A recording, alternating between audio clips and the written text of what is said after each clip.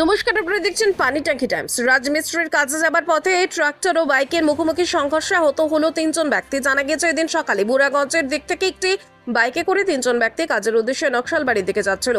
সেই সময় উল্টো দিক থেকে একটি বালি বোঝাই ট্রাক্টর বুড়াগঞ্জের দিকে আসছিল। সেই সময় নকশালবাড়ি রথখোলা এলাকায় অন্য একটি বাইকে পাশ কাটাতে গিয়ে মুখোমুখি সংঘর্ষ হয়। ঘটনা দেখতে পেয়ে হতো বাইক আরোহীদের উদ্ধার করে নকশালবাড়ি গ্রামীণ হাসপাতালে পাঠায় স্থানীয়রা।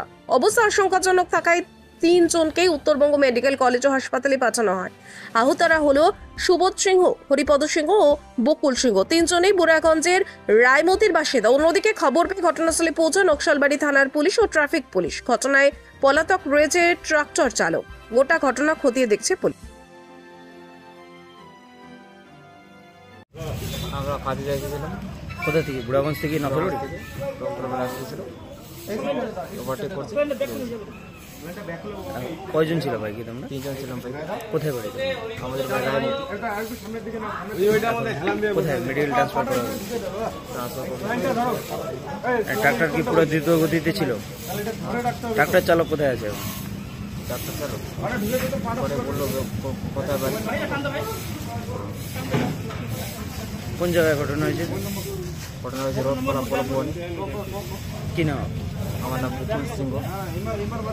কি হবে, এই দিক দিয়ে আমি তো যাচ্ছিলাম ওদিকে নকশালবাড়ি থেকে রথখোলা দিকে যাচ্ছিলাম খালি গাড়ি নিয়ে। ওই সময় এদিক থেকেও একটা বালি বোঝাই ট্রাক্টর যাচ্ছিল, আর এরা বাইক নিয়ে 3 জন একসঙ্গে আসতেছিল। তো ওই সকলরাম স্কুলের গেটে 2টা বাইক এরা ওভারটেক করতে করতে এদেরটা ট্রাক্টরের সঙ্গে লাগিয়ে পিছনের চাকাতে লাগিয়ে পড়ে গেছে। কয়জন ছিল বাইকে? বাইকে এরা 3 জন ছিল। জানা গেল কোথাকার?